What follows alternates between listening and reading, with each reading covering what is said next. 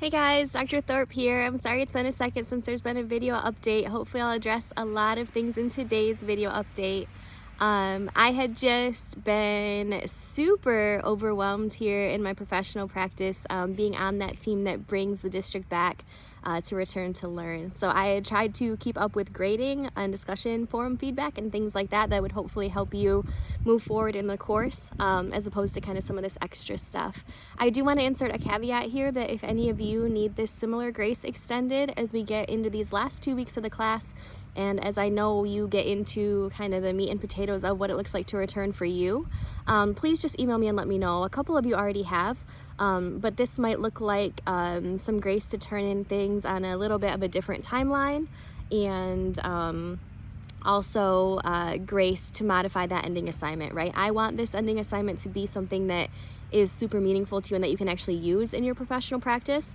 And so if we have to modify it a little bit, I'm open to those discussions as well, just to kind of help set you up so that this class complements what you're doing. It's not like a hurdle or an impediment to what you're doing. So as we go forward over the next last weeks in class, please know that I am interested in extending that kind of grace to you. So don't hesitate to email me as to how I can kind of come alongside you to help you finish up this class strong and then start your class strong in the fall as well. The next thing I wanted to talk about is Lee Mob's use of star and slant. With the full disclosure that I used slant for the first several years of my teaching career. Really up until 3 or 4 years ago, I used slant. I had the poster, I did PBIS, I taught it. We rewarded the correct behaviors. We, retaught and reinforced when it became a problem. But I have found that there's a better way. And that better way was really me releasing control of what my learning environment looked like to my students for them to determine. So in the beginning of class, we don't touch content for about 3 weeks. And those 3 weeks are building what it means to be a part of, I call them the 3121 fam.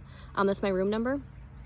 Being a part of that learning community and kind of discussing what that looks like. So we have lots of student-led discussions on different parts of class. So like we will have a student discussion on what does it look like to have a discussion. We'll do like a Socratic seminar where we'll have one circle on the inside and one on the outside. And then the outside circle listens while the inside circle discusses. And then we'll kind of reverse that. Then we'll come back in a large group at the end. And by the end of class, sometimes it takes 2 days, but we have established protocols for what a discussion looks like in our class that encourages all participants in ways they feel comfortable and that is safe and productive, and that really encourages us to push our thinking. But they come up with all of that. I don't. And I found that when I let students take ownership of that process, they are much better at self-regulating those results because they have that ownership of that. And they're also much better at regulating each other. So I have been able to move to a system where I rarely ever have to even think about classroom management, because the students manage themselves, and then when they can't, they manage each other in ways that we have agreed are safe and conducive to learning and are also our family building. So I would really encourage you to kind of step off to the side and provide a framework to empower student voices, and then let them choose and let them decide as much as possible what that looks like. Because between that and then I always say your classroom climate is your best classroom management tool, right?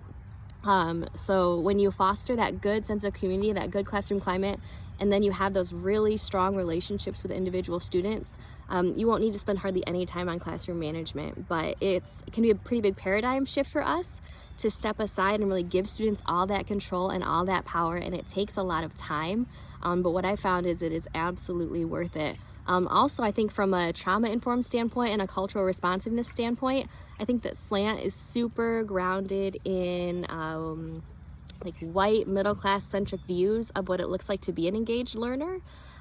So I think that asking students, sorry, my dog just bumped my camera, asking students what it looks like to be an engaged learner in class, I think that is just tremendously valuable. And even if it's different from our, what we think that might look like, I've never had kids be like, put my feet on the desk, you know, just like really outrageous things, stand on my head, throw things. I've never had students come up with outrageous things. Some of the times when it challenged me a little bit, like, at first I had a really hard time when students would say, just because we have our head down doesn't mean we're not listening. And in my mind, I was like, I'm a grown woman. If I put my head down on a table at school, I would fall asleep. It is 7:40 in the morning. But then, so I would say, now this goes kind of counter to some of my mental frameworks. Can you talk me through why you think this is still engagement? Because it doesn't seem like it to me, but it seems really important to you. And so I want you to teach me. And then in doing that and in being open, it has been super helpful. And that also, it helps establish relationships as well. And it also creates like a process to clarify each other's thinking and to push each other in ways that don't seem confrontational. So modeling that through this process, I think, is helpful too. So that is my little 10-cent feedback on Star and Slant. The next thing I want to offer is a bit of just time for you guys. So if you want to go over your unit plans or you want to have just a conversation, I'd like to make myself available to you between now and the end of class. Just email me and I will schedule a Google Meet where we can meet for half an hour to an hour. And then just kind of go over where you are, just any kind of discussion items you want to talk about, and review your unit plan. So I just want to make myself available to you in kind of an office hours setting. But I do have, time for this. So I just want to encourage you, send me an email and we'll set up a time that works for both of us. And then we can talk through some of those important and of course items. I just want to give a big shout out to those of you who were able to attend our synchronous session with Nana Pitt. I thought it was really great. I wish we had more time. That hour just flew by. But for those of you who were unable to attend, we talked about cultural responsiveness in data collection, really through question asking. So what we did was we discussed, we came up with some questions as a group that we'd like to analyze through data. And then we picked one to kind of do a deep dive in and really challenge and interrogate what that question meant. And then from there, kind of think about how we could collect data to solve a problem. So I will post the link here to that sheet so that you can kind of see what we did and kind of that deep dive on that one question. But I think it was really helpful, at least to me, to start thinking about how things that we have always accepted as super normal and kind of really traditional beliefs in teaching can really be refined through the Lord's lens through doing some of this deep dive stuff. It really encouraged me to see families more as Jesus sees them and to position myself for his love to kind of come through me through this intentional questioning. So I will post a link to that in the news forum post. So look for that. But thank you for joining us if you did. And then extra credit will be added on where you need it the most at the end of class. One more caveat, do not save all of your week 7 work for week 7. There is so much work packed into that last week. If there's anything that you can do to spread it out, I would really encourage you to do that. That way you're not feeling crammed. I think for a lot of us that week will fall when we're in school or when we are like back in service at least. So just my advice to you would be do not save all of your week 7 work for week 7. Along with some of our social emotional discussions and our anti-bias, anti-racist work, I did participate in a statewide teach camp, and I am going to link my presentation in the news forum, but it's about kind of anti-bias, anti-racist veins running through the idea of empowering students to create a classroom and a building culture that really supports and promotes diversity, inclusion, justice, and equity. I did that presentation with a colleague of mine. We taught at the alternative school in Portage together for a number of years, so that's our background is in alternative ed.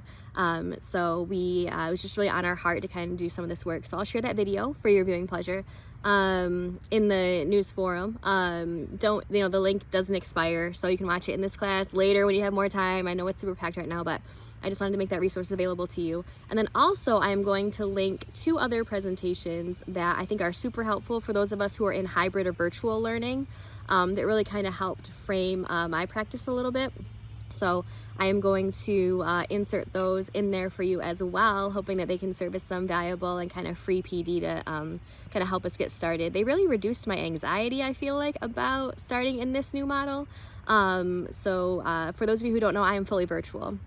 So in my district, 6 through 12 is fully virtual. While we're in phase 4, When we move to phase 5, we'll be hybrid, and phase 6 will be completely face-to-face. However, K through 5 in my district are full-time. The parents have the option to be full-time, virtual, or virtual with the district or virtual without the district through our RISA. So my children will also be virtual. That was the choice that we made. So I am looking at teaching full-time and then also facilitating full-time online instruction for my 2 children. But that was the best fit for us considering where my particular county is still increasing in coronavirus cases. So that's what we were comfortable with. So, but the 2 trainings that I'll link really helped give me some resources and like time and space to think about what a virtual classroom would look like. And most importantly, how I can translate what I do in the physical classroom into the virtual classroom and still do that effectively and with a high amount of student engagement. So I will link those things to you as well. And my last item for this week touches on some of our discussion forum posts, but really Lee Mob's idea of us and them. One thing that I have really endeavored to do from the very beginning was cultivate a mentality and a trust between students and parents that it's me and the kids against the curriculum. It's me and the kids exploring the curriculum, right? I think back to like the Magic School Bus and Miss Frizzle. It was her and the kids doing the world, right? Exploring the world and doing all that stuff. I think so many times it can feel the other way, like it's you and the curriculum versus the students. And I think that parents, particularly in traditionally marginalized groups, sense that or get that feeling. So when you make it really apparent that you are a true partner in their child's learning, and when students know that, like I always give instructor feedback forms. So I got used to doing it through college, and so I started doing it with high schoolers as well. So at the midpoint of every year, I ask the kids anonymously in a survey, what am I doing that works, that doesn't, what should I change? Then I adjust my instruction, my practices for the second half of class. And then at the end of the year, it's what should I continue doing? You know, it's very much like a traditional college feedback form. And through that, it's really allowed me to understand what it means to come alongside students and be helpful to them and be the best I can for them. But it moreover helps them see that I care what they think about my teaching. I'm willing to make changes. I want to be the best me that I can be for them. And I think that really helps see that it's a partnership. Like my classroom is a partnership. It's a family model. And I think that has really helped as well. So I would encourage you to think about it that way, that it's you and the kids versus whatever else, versus the standardized test, versus the curriculum. You are always on their side. But the one thing that comes across most commonly in those surveys is Mrs. Thorpe is the only teacher I have all day who I truly feel is on my side, who is in my corner. And that is so valuable, right? When we talk about Maslow's before Bloom's, no real learning can occur until they know that you are that person for them. So I would just think of the ways that you can kind of show up and be that person for them. And then one thing that I try also, especially now, is extending the grace and love that I receive, not just as a child of God, but from my administrators, etc., to my students. So for example, one thing was we were developing virtual norms. And one of the virtual norms that our staff wanted to develop was students have their video on the whole time. And there were a handful of us who were kind of against this because it's not best practice from an SEL or a trauma-informed standpoint.